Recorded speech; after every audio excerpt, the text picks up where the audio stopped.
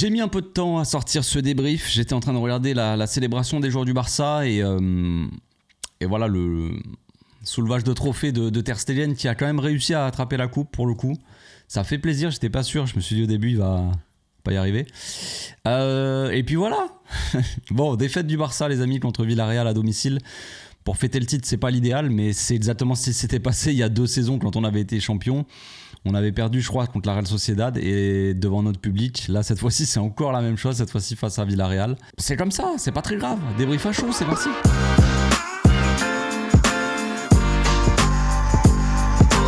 Au passage, n'hésite pas à nous rejoindre si c'est pas encore fait et à partager la chaîne autour de toi, ça fera plaisir à tonton. Bon, ça va pas être un débrief vraiment de match très... on va pas s'étendre trop sur le match, voilà, c'est pas très grave si on a perdu ce match, ça reste anecdotique. le truc c'est que oui, effectivement, je crois qu'on était invaincu à domicile, en Liga en tout cas, en 2025, peut-être même en Ligue des Champions, je sais plus, mais on était invaincu en 2025 et on n'a pas réussi à garder cette invincibilité.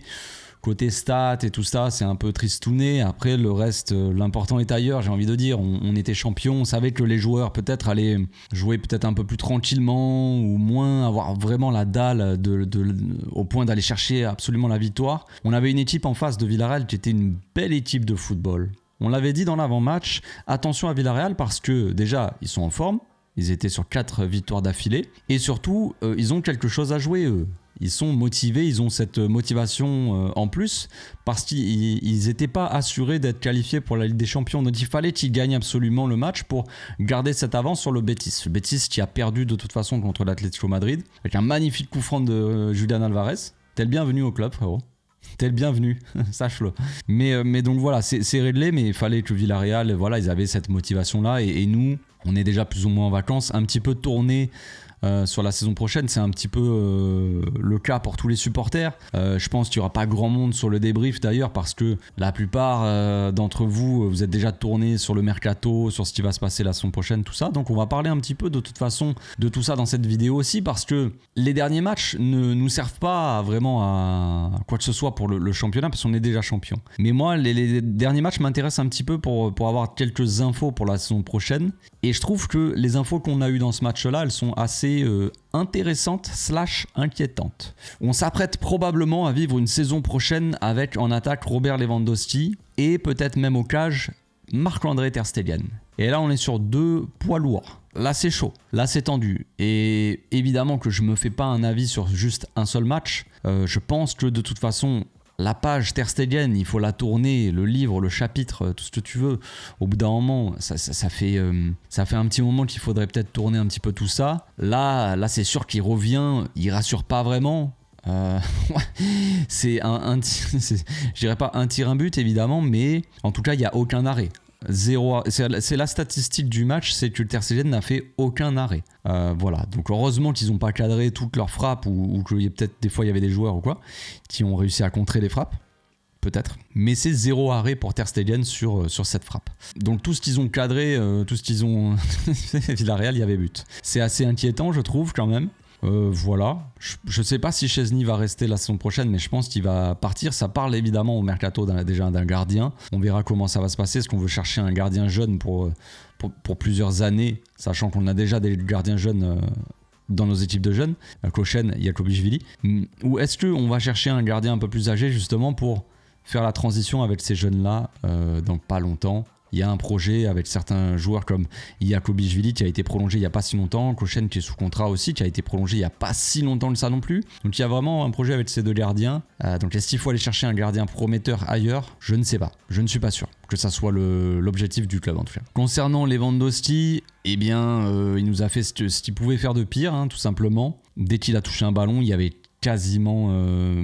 rien qui fonctionnait, pas grand chose de positif, que ça soit des passes, des contrôles, je sais pas. C'est assez triste quand même la fin de match. Des fois il perdait la balle, il laissait tomber ses bras. Vraiment dépité le Robert, peut-être qu'il... Voilà, il voulait aller chercher son Pichichi, c'est un compétiteur, quand il est sorti il faisait un peu la tronche, je le comprends très bien, mais la performance qui nous pond ce soir, elle est elle est assez clownesque. Et je pense que si on démarre la prochaine saison avec Robert en attaque, je pense qu'il faut quand même je pense qu'il faut s'inquiéter. Sérieusement. Évidemment, le gardien, c'est important. Je pense que sur le mercato, il va falloir taffer sur quelque chose. Mais moi, je suis assez inquiet avec Robert en attaque aussi. Certes, c'est un grand buteur. Certes, il a marqué pas mal de buts et il finit la saison quand même en étant le meilleur buteur de l'équipe. Mais c'est trop. C'est trop inquiétant, je trouve, dans le jeu. Sachant qu'il va pas s'améliorer avec le temps. Il va forcément, vu qu'il vieillit, il n'y a pas de problème avec Robert. Moi, c'est un joueur que j'aime beaucoup. Une personne qui a l'air très sympathique et tout ça. Mais pour l'avenir du club, ça devient inquiétant, je trouve. Il va arriver sur quel âge ? Il a 36 ou 37, ça va être chaud. La saison prochaine, il va pas s'améliorer, il va pas être plus fort que cette saison. Plus on avance, plus ça va être compliqué pour lui d'enchaîner les matchs, de mettre autant d'intensité. Alors évidemment, il y a Ferran Torres en doublure, mais est-ce que Ferran Torres c'est pas un peu trop léger pour dans certains matchs si Robert n'est pas présent, il y aura Ferran Torres. Est-ce que Ferran Torres peut être régulier toute une saison, vraiment être important en attaque, avoir autant de poids qu'un Robert Lewandowski? Si Robert Lewandowski était vraiment à son prime, tu vois, Ferran Torres c'est pas comparable. Donc est-ce qu'il faut vraiment aller chercher un numéro 9? Est-ce que la priorité c'est d'aller chercher un ailier quand on a Rafinha sur l'aile et Lamine Yamal? Évidemment qu'on n'a pas de banc. Concrètement, on a 0 banc par rapport aux ailes. Ça, on en est conscient. Mais est-ce qu'on peut considérer que Lewandowski est un potentiel titulaire qui peut vraiment apporter à cette équipe? On verra. Franchement, il y a beaucoup de supporters qui s'inquiètent pas trop de ça. Moi, je flippe. Hein. Je me dis, si on a Robert, si on démarre la saison prochaine avec Robert devant et Ter Stegen au cage, je sais pas si on va faire... je sais pas. Je ne dis pas c'est sûr qu'on va faire saison blanche, mais ça m'inquiéterait. J'y penserais à la saison blanche. Parce que franchement, c'est pas assez. Ce n'est pas assez. Et j'espère que le coach en est conscient parce que je trouve que ce match-là met bien en lumière tout ça. Maintenant, on va rester on va finir quand même on a fait tout un début de vidéo assez négatif sur la situation, mais il y a aussi du côté positif évidemment, mais ça aussi on en parlera. Eric Garcia en doublure, c'est plutôt bon. Ça va être utile pour la saison prochaine. Lamine Yamal, son niveau il est stratosphérique, il finit la saison, voilà, je sais même plus quoi dire. Évidemment il y a des débats sur le Ballon d'Or, tout ça, mais bon, on va pas évoquer ça maintenant. Mais la saison prochaine, jusqu'où va s'arrêter Lamine Yamal, jusqu'où il va aller? Est-ce que la saison prochaine sera encore plus impressionnante? Est-ce qu'il va être encore plus fort? Est-ce qu'il va encore plus dribbler, plus marquer, plus faire de passes, être meilleur dans le jeu? Je sais pas. Et j'ai très hâte de voir ça. J'ai plus hâte de voir ce que va donner Lamine Yamal plutôt de savoir si on va signer un tel ou un tel. Parce que ce qui m'intéresse, c'est avant tout les joueurs qu'on est sûr d'avoir, tu vois. Et donc quel niveau va avoir Lamine Yamal la saison prochaine, je sais pas, mais ça s'annonce stratosphérique. C'est beau.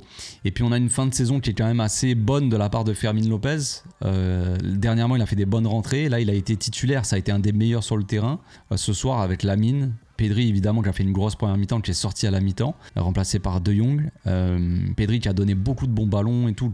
Beaucoup de passes intéressantes, plein axe, qui cassait des lignes et tout ça. Très sympathique. Lamine, voilà, qui a fait du Lamine, il n'y a pas de problème avec ça. Et Fermín, vraiment Fermín très très bon, un des meilleurs sur la pelouse, qui a marqué un but mais qui aurait pu en marquer d'autres, qui apporte toujours un danger, qui combine avec ses coéquipiers dans les petits espaces, qui s'en sort de mieux dans les petits espaces, qui est quelqu'un de très vif, qui peut faire beaucoup de différence, sachant que Villarreal, franchement ça jouait bien, j'en ai parlé un petit peu tout à l'heure, j'ai dit que Villarreal a été une bonne équipe de football. On va pas trop parler du jeu, du match, tout ça, parce que bon, je suis pas sûr que ça intéresse tout le monde, mais en tout cas Villarreal a très bien joué, a très bien défendu en première mi-temps, beaucoup de densité dans l'axe, ils essaient de boucher cet axe-là pour qu'on évite de faire des passes facilement et d'être dangereux, tu vois, d'atteindre les attaquants par l'axe. Ils ont très bien défendu, ils ont très bien joué, très bien ressorti les ballons sous pression et tout, franchement c'était pas mal. Alors évidemment le Barça était au-dessus en termes de domination, on a vraiment dominé notre adversaire, on était dans leur camp,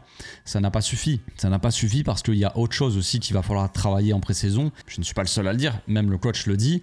La ligne défensive, le côté défensif, ça ne va plus. On voit qu'il y a un problème pour cette fin de saison. Je pense que c'est un petit peu dû à la fatigue, mais pas que. Il y a un manque de... Je sais pas, il y a quelque chose qui tourne pas rond. C'est cette ligne défensive-là, cette ligne haute défensive n'est plus que la caricature de ce qu'elle était en début de saison. En début de saison, on était injouable. Les équipes, combien d'équipes a marqué de buts hors jeu et à chaque fois ils ont été annulés. On est l'équipe qui a provoqué le plus de hors jeu en Europe cette saison et en début de saison surtout. Et là, en fait, en fin de saison, on prend beaucoup de buts à cause de ça. Donc évidemment, c'est peut-être dû à la fatigue, manque de concentration. Au bout d'un moment, ça fatigue et on joue la ligne du hors-jeu à la moitié de terrain. Donc devoir faire des courses comme ça de 50 mètres, 40 mètres, ça épuise aussi les joueurs. Évidemment, physiquement, c'est dur. Donc est-ce qu'on doit vraiment tout le temps jouer comme ça? Est-ce qu'on doit le faire à une certaine hauteur, à un certain moment dans le match, selon la physionomie du match? Il va falloir travailler là-dessus, mais ça va être quelque chose de très intéressant à suivre dès la pré-saison, je pense. Dès la pré-saison. Bon, sinon, bon match de Koubarsi. Voilà, j'ai pas grand chose à dire. Baldé, il a fait une entrée intéressante. La dernière fois aussi, il avait été bon. Là, il a accéléré un petit peu au cœur du jeu. Voilà, sans plus, il a pas brillé de mille feux, mais il a montré 2-3 belles choses intéressantes. C'est bien qu'il reprenne le rythme. Je suis un peu déçu de ne pas avoir vu Casado, voir un petit peu quelques minutes, parce que depuis son retour, il n'a pas joué. Je suis déçu aussi pour Ansu Fati. J'espère pour lui qu'il va partir à la fin de la saison. Pendant le mercato, toutes les sources, tous les médias espagnols nous disent qu'il va partir du Barça. Même si Laporta a eu des mots gentils pour lui, apparemment il devrait s'en aller. Et ça parlait d'un petit au revoir pour Ansu Fati, qui pourrait dire au revoir aux supporters peut-être en entrant sur le terrain ou quoi que ce soit. Et il n'a pas joué du tout. Et les médias l'ont bien compris parce qu'ils l'ont filmé plusieurs fois sa tête. Il avait une tête, il avait l'air assez déçu. Voilà, ça fait toujours un peu de la peine. Voilà, j'ai un peu de peine pour Ansu Fati. Je suis déçu, je suis frustré de sa situation, de sa carrière, de comment ça se finit en fait. J'aurais aimé que Ansu Fati réussisse au Barça. Je suis le premier déçu, on va dire, ou en tout cas, je suis autant déçu que ses plus grands fans. Mais pour son bien, pour le bien du Barça, il faut qu'il s'en aille et qu'il aille jouer ailleurs, qu'il aille jouer tout court en fait. Parce que là, visiblement, le coach ne compte pas sur lui. Même dans un match comme ça où la Liga elle est finie, il joue pas une minute. C'est un message assez clair pour lui et je pense que s'il n'a pas compris, je sais pas ce qu'il faut pour qu'il comprenne ce message-là. Voilà, c'est tout pour aujourd'hui. On se retrouve probablement demain pour une vidéo. Je ferai pas d'analyse et je ferai pas de FAQ, je pense non plus les gars. On va commencer à parler un petit peu mercato, un petit peu bilan de la saison, tout ça. On va faire ça un petit peu cette semaine, je pense. Demain, je sais pas encore ce que je vais sortir comme vidéo, j'hésite. Ce sera la surprise. Donc à demain, bonne soirée.